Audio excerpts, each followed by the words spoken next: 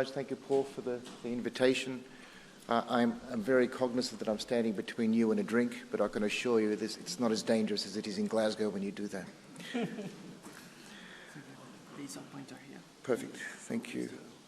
Thank you. So I took the liberty of slightly changing the topic, the title of the talk, simply to follow up on the application of mutographs and also the application of all this great genomic data we've accrued over the last decade or so.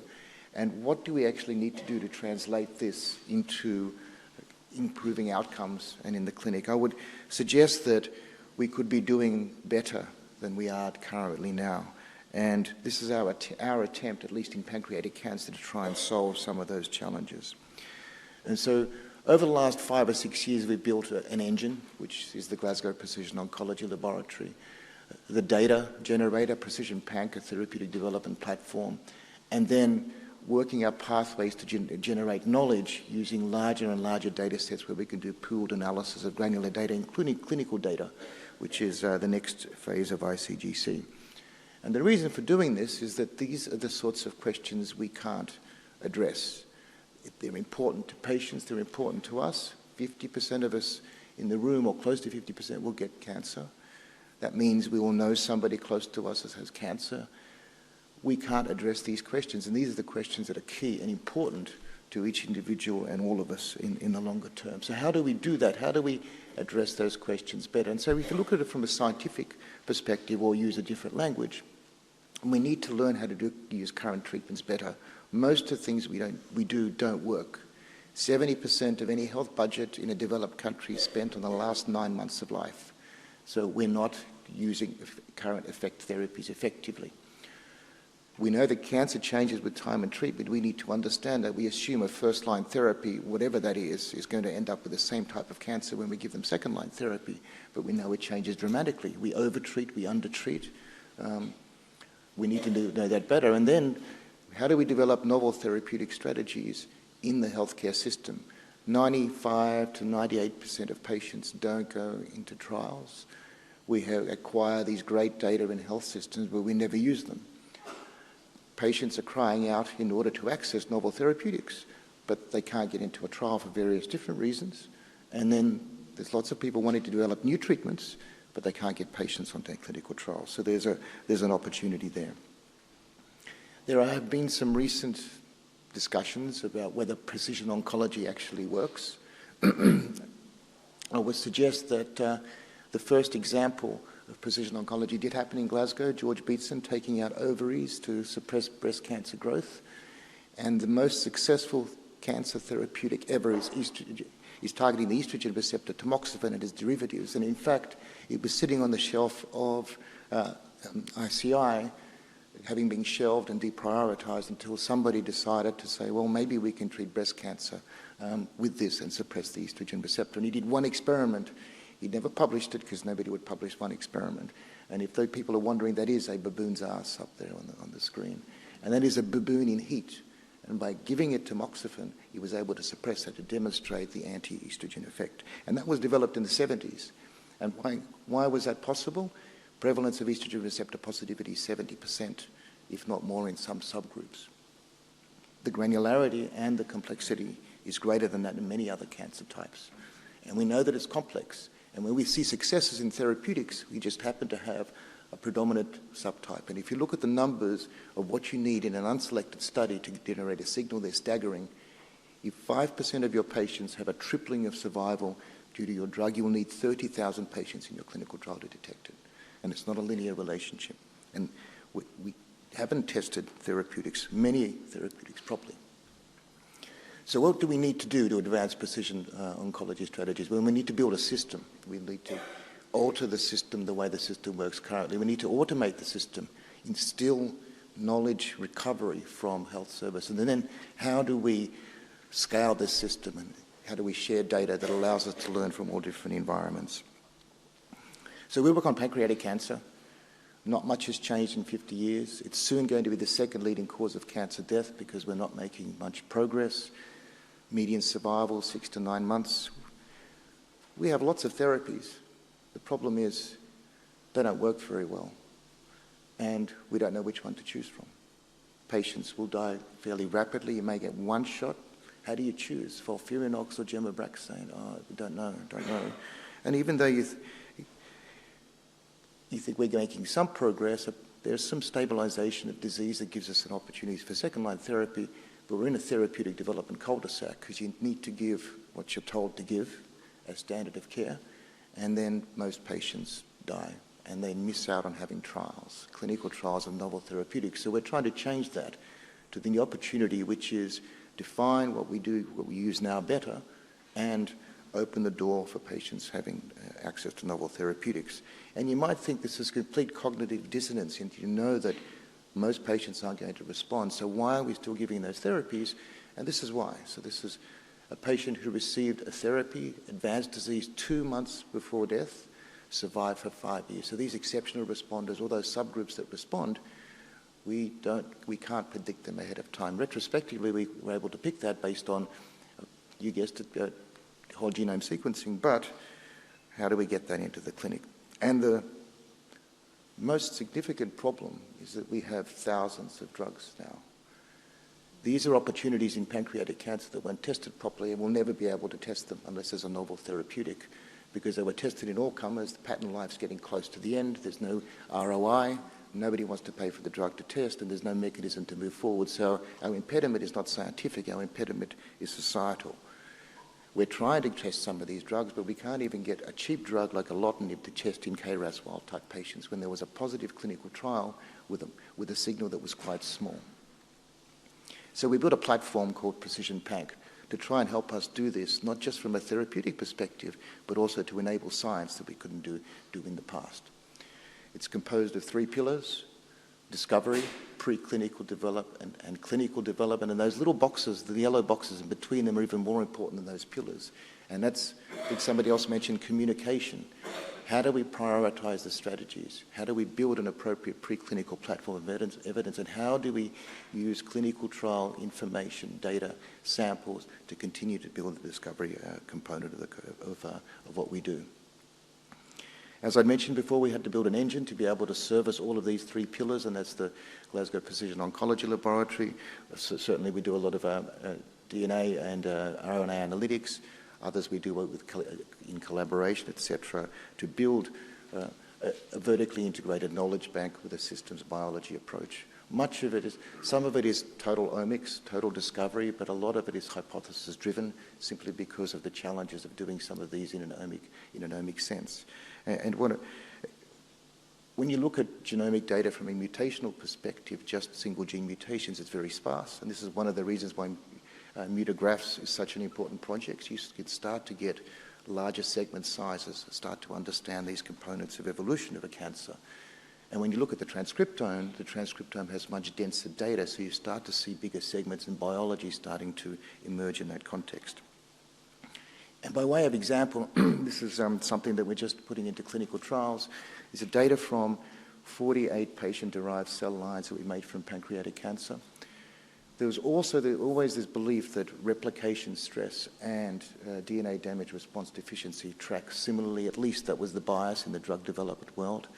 And here, Stefan Dreyer, David Chang, and others integrated the genomic data and the transcriptomic data, looking at the different potential readouts of DNA damage response, being mutational signatures, being structural variant signatures, being mutations in individual genes that we know are important. And when you integrate these, you start to see that, in fact, there's no real association between replication stress and DNA damage response deficiency, which gives you the opportunity to use that as an additional biomarker, either when platinum resistance develops, which is almost inevitable in pancreatic cancer and many other cancer types, including ovarian cancer, but also positioning a particular therapeutic strategy in a subgroup of your cancers rather than in all of them. And so when you look at these different subgroups and you perform in vitro therapeutic experiments and in vivo therapeutic experiments, you can build that volume of data that brings in investment in order to test something in a clinical trial. And so we have a new clinical trial that's opening, targeting this specific segment, which is about 20 to 25% of pancreatic cancers in order to address that specific question where we combine olaparib or a PARP inhibitor plus a cell cycle checkpoint inhibitor, how you can target both of those components and to have efficacy. So when you build a clinical trial platform that allows you to be able to test these questions and ask these questions, you need to build it out in a particular way, in a practical, pragmatic way. We have a master protocol, probably the most substantial innovation was that we ask the patient the first time they come to the clinic, rather than asking them when it's time to make their treatment decision. They're going, oh dear, I don't want to go on a clinical trial because I've been waiting for my treatment for 6 weeks. I want to get something started now. You ask them right at the beginning, and every single patient's, yes, of course, why are you going to be asking me this question? I thought you were doing that already. So by signing them on right at the outset and then building out the sort of clinical trials that service or give opportunities to our patients, we started to increase the recruitment at least into the top end of the funnel. But then you can also start to understand the landscape, also understand prognostic features. Each single patient gets a biopsy. Each single patient has that biopsy sequenced, and I'll talk about the sequencing strategy. And then each patient is allocated onto a clinical trial. Success rate for sequencing is 98%, and I'll show you why that's the case at the moment. And somebody else was talking about whether you can do pancreatic core biopsies. We can do that on EUS cores, but they're actually FNAs, they're 22 gauge at the moment currently. So if anybody's interested, I'll put you in touch with the guys that developed that methodology. Understanding where your patient need is and the feasibility of your study is also vitally important. And this is relevant to the other discussion, saying if you are just going to be doing whole genome sequencing, you're automatically excluding 80-90% of your potential participants, and your input needs to be much, much, much greater. And that brings in all sorts of different challenges. Where do we want to go to? We want to go to from learning just in a clinical trial setting to developing novel therapeutics, having patients the opportunity to have new therapies, either being off-label or what we call expanded access programs, which are now currently becoming more and more important. So rather than having a formal clinical trial, we can offer patients that come in on the platform, and because they drop off for whatever reason, clinical attrition, etc., then we can still offer them a novel therapeutic and learn from that particular opportunity. And in fact, there's a recent example where a company co-filed their expanded access program with their formal clinical trial, de-risked their clinical trial, and got a label for both of those indications. And in the end, where we want to get to is we learn from every patient, so the system learns from the experience of its patients and moves forward. And so you really, not just the NHS, but any other unified government-led health system, there's an opportunity for a self-learning, self-sustaining NHS where there's risk-sharing, different partners, pharma, for example, help pay for therapies and provide those therapies and help pay for the treatment because they're trying to develop their therapeutic. Otherwise, everybody's duplicating infrastructure. One of the most important challenges, and I think this speaks to some of the things we were talking about today, particularly the pathology presentation, and Manuel was also talking about this, we need a robust genomic test that works in the real world, can be delivered at point of care at an affordable cost that allows us to do that. We have a model now for commercial and also delivery into clinical grade tests, which doesn't suit where we need to go with precision oncology. These are the top 8 commercial providers around the world. Only 159 common genes on that. And this is pretty much point mutations in the coding elements of genes only. More than half of them only have 1 or 2 genes in common. So really, these were probably built when knowledge about cancer genomes was significantly less because of the regulatory environment, and particularly since in some countries there's a companion diagnostic pathway. They're pretty much stuck, whereas in Europe and the UK, there's an opportunity for a multiplexed, broad-based testing approach. And one of the things we can start doing now is, at least from a gene-level perspective, we're starting to reach saturation space. And if you look at this from the lens of therapeutic development, are you looking for things that are less than 5%? So the time is here for us to be able to assess what genes are important in cancer. And this speaks to why mutations, mutational signatures, and mutographs are important, because this is just about the genes and the genetic element and why we're failing in certain clinical trial components. So Philip Beer, with the assistance of Susie Cook and David Chang, objectively looked at all the evidence about cancer genes that are out there, looking at agnostic studies, filtering them, rescuing for rarer type cancers as well, and really reviewing the literature and the databases to define what are really true cancer genes out of the 2,000 or so that are touted to be cancer genes. And in fact, almost more than 50% of them aren't truly cancer genes or have very poor evidence to support them, found in one single agnostic large study with a false discovery rate of 5 to 10%. And when they accumulate, if you have multiple studies, you get more and more lists of genes that go along. And they were tiered into groups. There were those that are highly important in clinical practice now and for therapeutic development, which are red. Orange, that are well-known, well-characterized cancer genes, where we start to understand a lot more about function. And those that have that yellowy, paley color with some moderate evidence to be cancer genes, but not strong evidence. And those that are on the sort of border, we're not sure to review, and there's certainly a hematological set. And this guided the way we had to build out the diagnostic.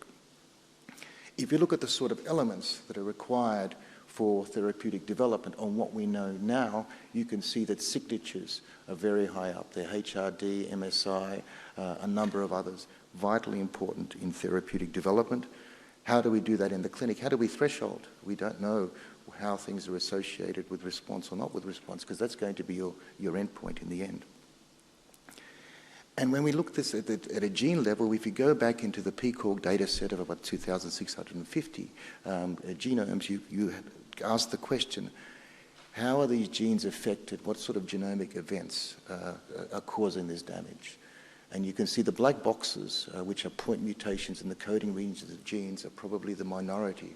So all the diagnostics that are commercially available or a cancer exome will only capture a small proportion of solid tumors overall. Certainly more in some, which are more mutation-driven, and of course on the other end where we have things like ovarian cancer, it's more structural variation-driven, and structural variation, including copy number variation, are a significant component of this. So Susie and others defined what this assay should look like, incorporating not just point mutations in coding genes, tiling over introns where structural variants were important, looking at mutational signatures, resistant genes for immunotherapy, and also pre-received sample contamination. One of the interesting things we had is that we're seeing all this contamination in a subgroup of samples. We thought, well, what's wrong? What's different with these samples? It's not one lab, it's something different. And they were fine needle biopsies. And what are fine needle biopsies clotted with? Human plasma. So we were detecting the blood bank's plasma in the sample as sample contamination. And luckily bovine plasma didn't map as closely, so we were able to do that. Otherwise we would have had to get very expensive chipmunk plasma or something. So in the end, the sort of nested series of assays, which we call the clinical cancer genome, are shown here. So we have what we considering to be the ICGC comparator across all data sets around the world, at least to standardize things, is what we call the MAX panel, the ICGC CCG panel, which captures all of biological space, resistance space, clinical relevance space, things that we know with at least moderately confident cancer genes and above, and the sort of events that are required, that are required to be captured. The other end of the spectrum is the red, which is the cancer core, and it's for very cost-sensitive health systems to be able to allocate patients onto clinical trial, understand some common resistance and response metrics, and in Cancer Plus is for very hypothesis-driven research where there's some cost sensitivity as well. So the red assay is now currently being piloted across the NHS in England and in Scotland across the genomic laboratory hubs to be assessed to be the cancer test for all cancer patients in the UK, which would mean every single patient would have access to this sort of test, and then running clinical trials can shift from us having this overlaying infrastructure into the healthcare system itself, bringing in investment. The advances that we've made, much of Sanger's technology help with the price point with the potential providers, and also we're down to pretty much 10 nanograms DNA input. You can't get down below 10 nanograms because your complexity of your library isn't complex enough to detect it. It works in FFP material, crappy little biopsies. You get down to 5% epithelial cellularity. And that was the problem, challenge we had to solve. The sizes are about 2 megabases for red, probably around 5 to 6 for the yellow, and then for the grey it's probably around about 8. Hematological, they're slightly different.